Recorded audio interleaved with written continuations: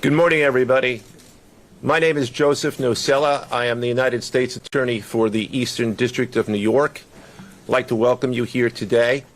In addition, we have with us today FBI Director Kash Patel, FBI Assistant Director in Charge Christopher Rea of the New York Field Office, Special Agent in Charge of the New York Field Office Leslie Bakshi's, New York Special Agent in Charge of Homeland Security Ricky Patel, Newark Special Agent in Charge of Homeland Security Michael McCarty, Police Commissioner Jessica Tisch, Chief of Detectives Joseph Kenney, and the Executive Director of the Waterfront Commission, Phoebe Sorrell. I'm now going to turn the podium over to FBI Director Kash Patel.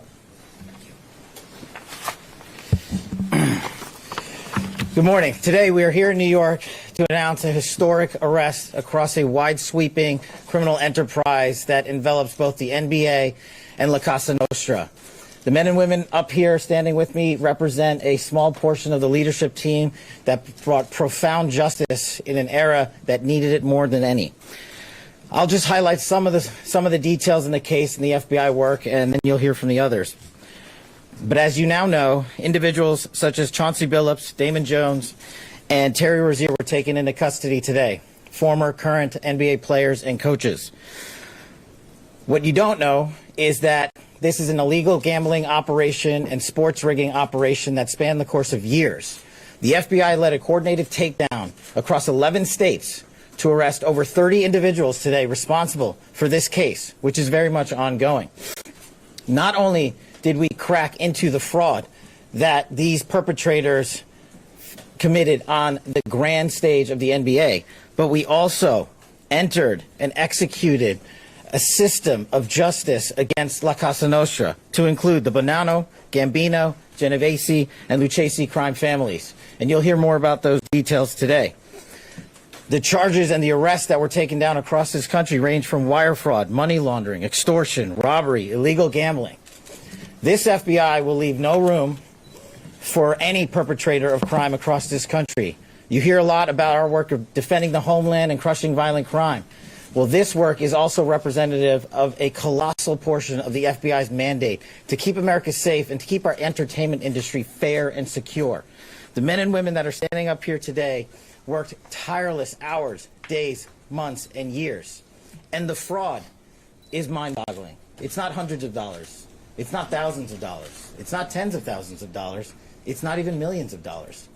We're talking about tens of millions of dollars in fraud and theft and robbery across a multi-year investigation. And we could not have done it without our interagency partners that are before us today. The NYPD, HSI, and teams of law enforcement officials from around the country made this day possible. It takes a team to bring this kind of justice, sweeping justice, into the halls of the United States courtrooms, where our brave United States Attorney has led this prosecution. It takes courageous prosecutors to stand before you and say, we will not allow this kind of illicit activity to happen, not only at the national sporting level, but also where it hides in La Cosa Nostra. And when these two collided together, they perpetrated a fraud that is historic in terms of not just money, but the scheme and the deceit that they utilize to steal and swindle people from money, to include crypto fraud. This is an operation that showcases to you that under President Trump's administration, there is no room for any type of criminal behavior, be it on the world's largest stage or in the back rooms of tiny parlors where card games are being played.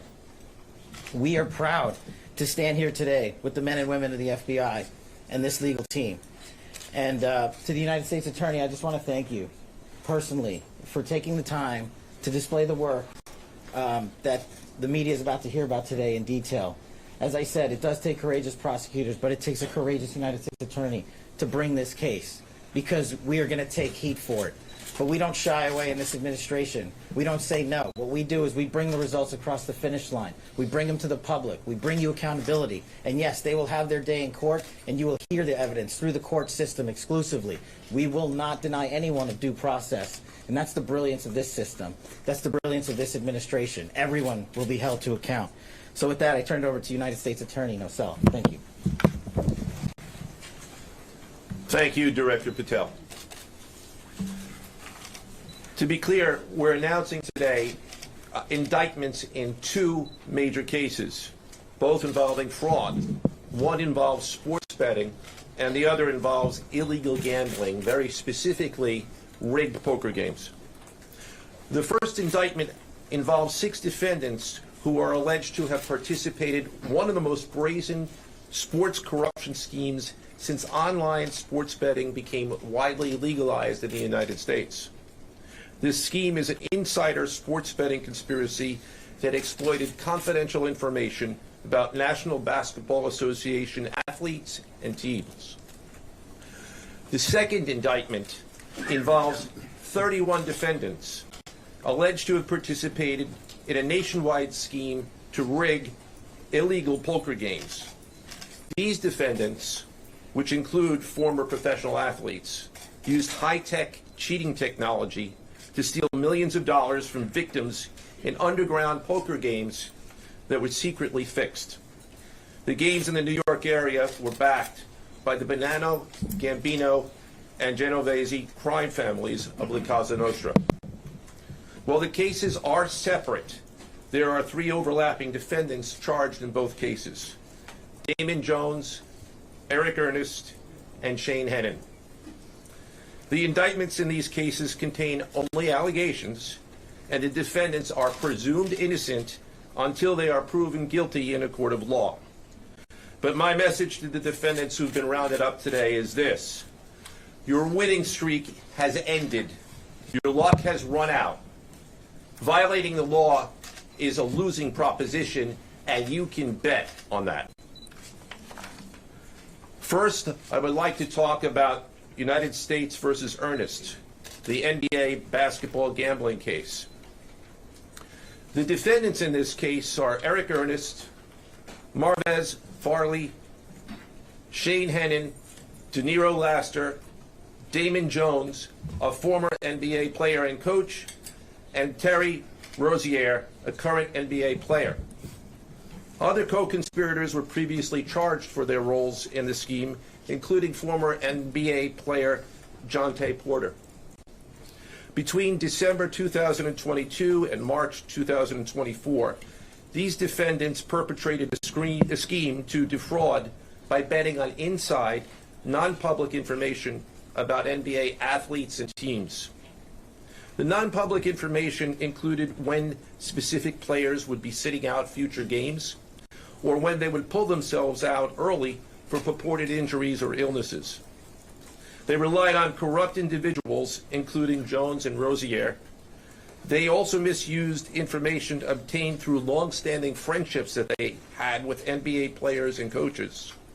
And in at least one instance, they got their information by threatening a current player, Porter, because of his pre-existing gambling debts. Defendants used this non-public information to place hundreds of thousands of dollars in fraudulent bets, mostly in the form of prop bets on individual player performance. The bets were placed through online sports books and also in person at casinos. The defendants relied on a network of straw bettors to place the maximum amount of bets to increase their potential profits. Most of these bets succeeded, and the intended losses were in the millions of dollars. The defendants then laundered their illegal winnings in various ways: peer-to-peer platforms, bank wires, and simple cash exchanges. The indictment details specific examples where the defendants profited from illegal gambling and illegal betting on various NBA games about the performance of players on, among other things, the Charlotte Hornets, the Portland Trail Blazers, the Los Angeles Lakers, and the Toronto Rangers. Each defendant in the NBA basketball gambling case has been charged with conspiracy to commit wire fraud and conspiracy to commit money laundering. Now, I would like to turn to the other case, United States versus Aiello, the rigged poker game case. Beginning as early as 2019, the defendants in this case orchestrated a scheme to use wireless cheating technology to run rigged poker games across the United States, including in the Hamptons, Las Vegas, Miami, and Manhattan. The scheme targeted victims known as, quote, fish, who were often lured to participate in these rigged games by the chance to play alongside former professional athletes who were known as, quote, face cards. The so-called face cards included the defendant Chauncey Billups, who at the time of the scheme was a former NBA player and is currently the head coach of the Portland Trail Blazers, and also Damon Jones, a former NBA player and coach. What the victims, the fish, didn't know is that everybody else at the poker game, from the dealer to the players, including the face cards, were in on the scam. Once the game was underway, the defendants fleeced the victims out of tens or hundreds of thousands of dollars per game. The defendants used a variety of very sophisticated cheating technologies, some of which were provided by other defendants in exchange for a share of the profits from the scheme. For example, they used off-the-shelf shuffling machines that had been secretly altered in order to read the cards in the deck, predict which player at the table had the best poker hand, and relay that information to an off-site operator. The off-site operator sent the information via cell phone back to a co-conspirator at the table, and that person at the table was known as the quarterback. The quarterback then signaled secretly the information he had received from others to others at the table, and together they used that information in order to win their games and to cheat the victims. Defendants used other cheating technologies such as poker chip tray analyzers, which is a poker chip tray that secretly reads cards using a hidden camera, special contact lenses or eyeglasses that could read pre-marked cards, and an X-ray table that could read cards face down on the table. What you see depicted on the screen right now is an example of the X-ray table that reveals the cards. Although they are face down on the table, they can be read because of the X-ray technology. The Mafia, specifically members and associates of the Bonanno, Gambino, and Genovese organized crime families, had pre-existing control over non-rigged, illegal poker games around New York City. As a result, they also became involved in the rigged poker games, helping to organize the games and taking a cut of the proceedings, and working to enforce the collection of debts. The defendants laundered their proceeds, including through cash exchanges, the use of multiple shell companies, and through cryptocurrency transfers. As part of the scheme, some of the defendants and their co-conspirators also committed acts of violence, including the gunpoint robbery of a person in order to obtain a rigged shuffling machine, and extortions that were perpetrated against victims in order to ensure that they repaid their gambling debts. Defendants who participated in the rigged poker scheme are charged with wire fraud conspiracy. Other defendants have been charged with crimes including illegal gambling, money laundering, Hobbs Act robbery, and extortions. This case demonstrates our office's unrelenting commitment to fighting the scourge of organized crime in whatever form it takes. I'd like to conclude my remarks by thanking the incredible hard work of our law enforcement partners, including the FBI, Homeland Security, the NYPD, and the Waterfront Commission.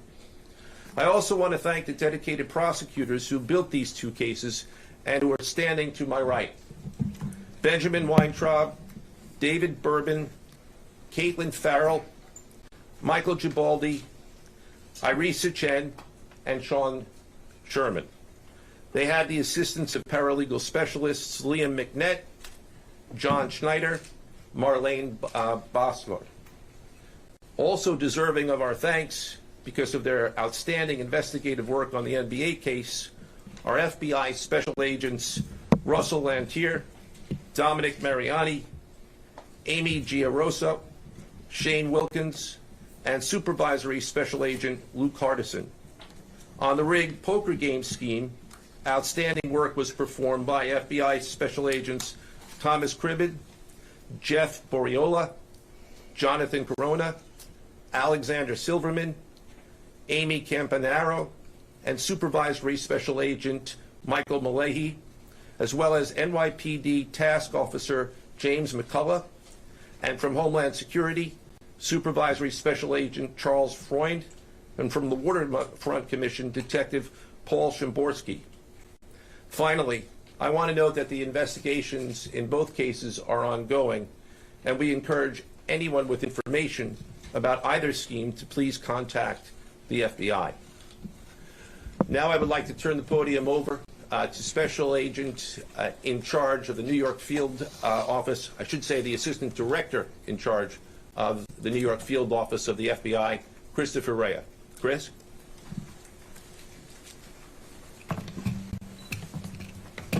All right, thank you, Joe. As always, we appreciate the partners here. Can't do any of this without you and your team, so thank you. Also want to publicly thank the director for coming down from D.C. The director's a very busy person, and for him to come down should tell you the importance of this historic case. I'm Christopher Rea, the Assistant Director in charge of the FBI New York Field Office. Today, as you've heard, our office conducted a massive nationwide takedown from 2 indictments of 34 defendants for their alleged involvement in 2 separate illegal poker and sports betting schemes where, as you heard, the odds were rigged in their favor. Among these defendants are 13 members and associates of the Bonanno, Gambino, and Genovese crime families, to include capos and soldiers from these families. Additionally, as you heard, current and former NBA coaches and players are also implicated, to include Chauncey Billups, Damon Jones, and Terry Rozier. 3 of the named defendants are charged for their alleged roles in both schemes. This alleged illegal gambling operation hustled unwitting victims out of tens of millions of dollars and created a financial pipeline for La Cosa Nostra to help fund and facilitate their organized criminal activity. Victims were attracted to play alongside well-known professional athletes and coaches like Chauncey Billups, only to be unknowingly deceived through rigged shuffling machines, fixing the odds in their favor, as alleged and as you just heard from the U.S. Attorney's Office. This alleged scheme wreaked havoc across the nation, exploiting the notoriety of some and the wallets of many to fund the Italian crime families here in New York. Let me be clear about this fact. The FBI has not and will never take their eye off the ball when it comes to Italian organized crime in this city, specifically the LCN and the 5 families here in New York. We are not going to permit any criminal enterprise, whether it be Italian organized crime, Asian organized crime, Eurasian organized crime. We are not going to permit any of those organized crimes, families, and organizations to operate in our city or our country, as evidenced by the 11 states that were also participating in this operation today. The FBI office here in New York remains committed to eradicating all unlawful revenue streams fueling this criminal activity. As with most cases we work, this is only the tip of the iceberg for the FBI and the U.S. Attorney's Office. Our LCN squad agents and analysts are continuing to work day and night with the Eastern District of New York to ensure members and associates of the 5 families cannot continue to wreak havoc in our communities. Today would not have been possible without the tireless efforts and dedication of the FBI New York Eurasian Organized Crime Task Force, which, as you heard, was led by Supervisory Special Agent Luke Hardison, and the Italian organized task force, which was led by Supervisory Special Agent Mike Malahi. And coincidentally, Supervisory Special Agent Malahi is going out on a positive as he is retiring at the end of this month for 30 years of dedicated service to the FBI, and that deserves a hand. He's what we call a legend here at FBI New York. Additionally, obviously, we cannot do this alone without our partners. I want to extend my appreciation to Homeland Security Investigations Special Agent in Charge, Ricky Patel. Of course, we do nothing in this city without the NYPD. New York City Police Department Commissioner Jesse Tisch, thank you, ma'am, for all your work and all your resources that you dedicated to this. And New York Waterfront Commissioner Phoebe Soriel for their agency's assistance and support throughout this lengthy and complex investigation.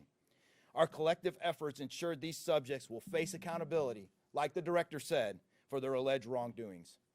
Thank you, and I'll now turn it over to Special Agent in Charge of HSI, Ricky Patel.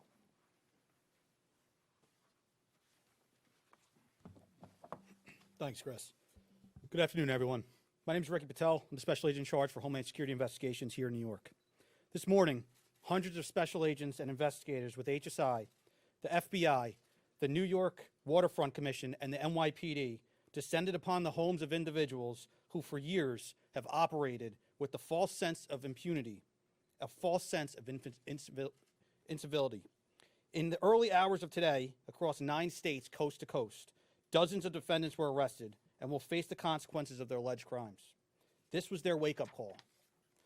With the alleged involvement of 3 La Cosa Nostra crime families, 1 NBA head coach, a Hall of Famer, no less, and former NBA players, the years of investigative work that culminated with this morning's operation seem reminiscent of a Hollywood movie. But this wasn't luck, and this wasn't theatrics. This was an evidence-driven, relentless, and unified effort among law enforcement. Through what we have dubbed Operation Royal Flush, HSI New York, along with our task force personnel from the Waterfront Commission, first uncovered this scheme more than 4 years ago. Agents and investigators dedicated countless hours and sleepless nights in identifying the criminal network, dissecting communications and patterns, and following the money with precision. We built a case, piece by piece, and what we discovered was a sprawling criminal enterprise that utilized cutting-edge technology and various methods of deception to dupe unsuspecting gamblers into paying up so that these defendants could cash out. As alleged, this sophisticated conspiracy cheated victims out of at least $7 million and placed the public and the defendants alike at risk. This case involved global reach, financial depth, and the patience to dismantle complex financial criminal enterprises from the inside out. When criminal organizations attempt to launder profits through our country, HSI connects the dots and shuts it down. To anyone who thinks intimidation, fraud, or violence will shield their profits, understand this. If you are exploiting our communities, expect HSI and all of our law enforcement partners at your door. I would like to thank all our partners here today. Obviously, the United States Attorney's Office for the Eastern District of New York, the Waterfront Commission, the FBI, the NYPD, and the prosecutors that will carry this forward.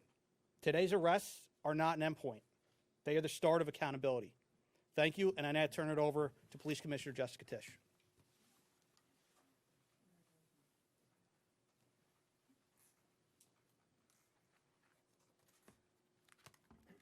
Good morning.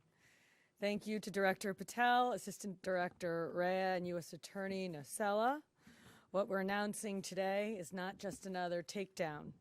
It's the result of more than 2 years of coordinated investigative work by the NYPD's Joint Organized Crime Task Force and the FBI. 2 cases that exposed criminal networks led by 34 individuals who believed the rules did not apply to them.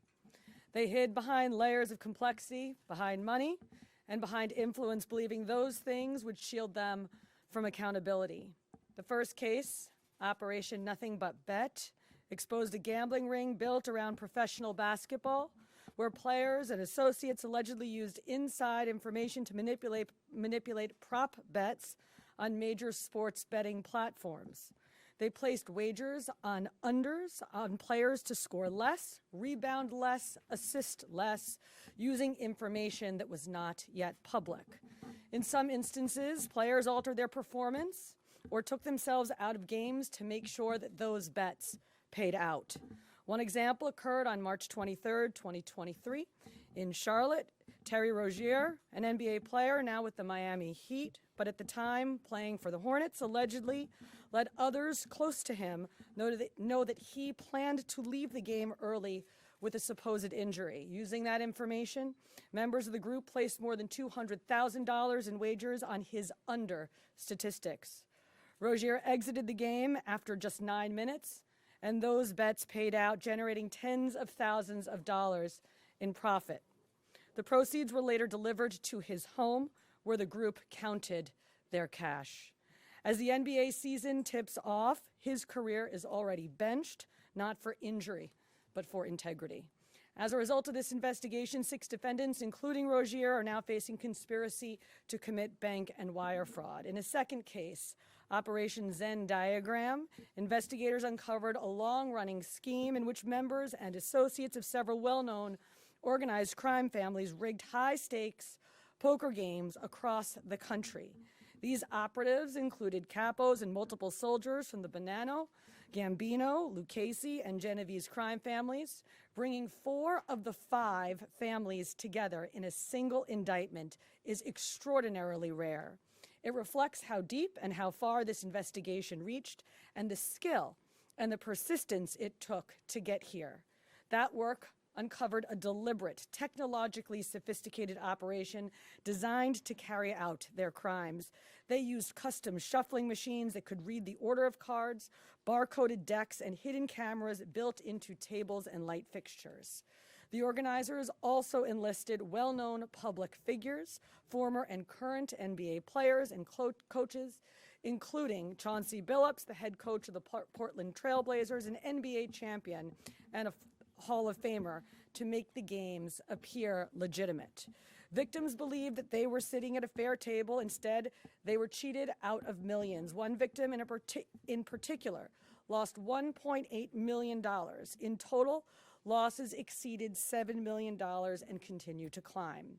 And when people refused to pay, these defendants did what organized crime has always done. They used threats, they used intimidation, and they used violence. It's the same pattern that we have seen for decades: traditional mob enforcement methods combined with new technology to expand the reach of their operations. Now, with the unsealing of today's indictment, 34 individuals are facing charges including robbery, extortion, money laundering, wire fraud, bank fraud, and illegal gambling. I want to commend the outstanding work of our detectives from the Joint Organized Crime Task Force and their dedication to these cases, especially Captain Ruben Pagan, Sergeant Chris McGuire, Detective Alexander Creamer, Detective James McCullough, and of course, our Chief of Detectives, Chief Kenny. As part of these investigations, our members recovered and reviewed thousands of hours of video, conducted extensive surveillance on illegal gambling locations across the city, and executed more than 24 search warrants on electronic records that revealed the true extent of this conspiracy. Once again, the work of our detectives, together with the FBI and the U.S. Attorney's Office, closed those gaps before they could widen further. The NYPD is proud to stand with each of you today, as these cases represent the kind of partnership that defines modern law enforcement agencies, sharing intelligence, coordinating resources, and moving as one team. Thank you.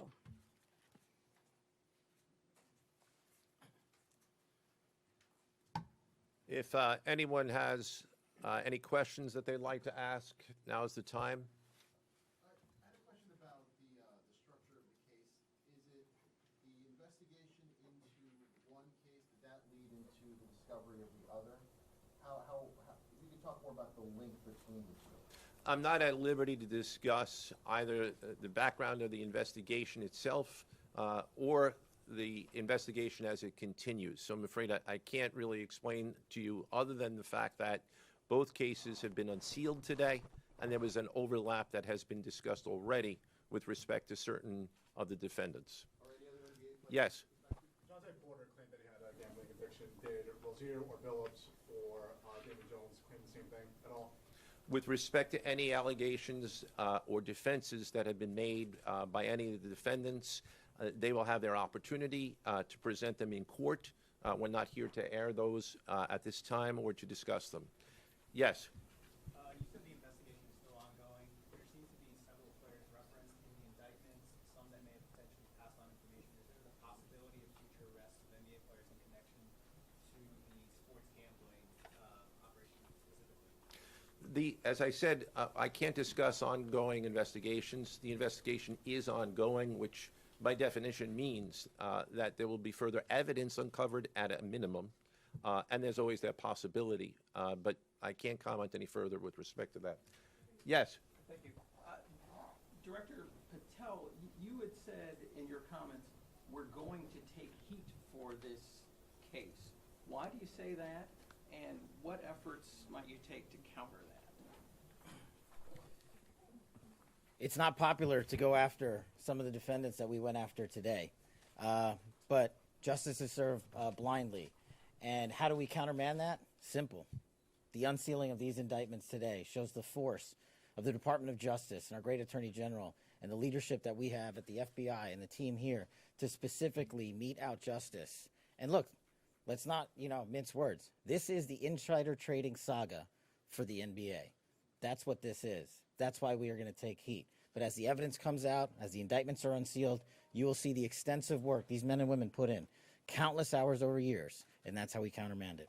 Director Patel, so the dates on these indictments that they were filed are October 9th and October 16th. Can you talk about the timing of moving in now? Why now?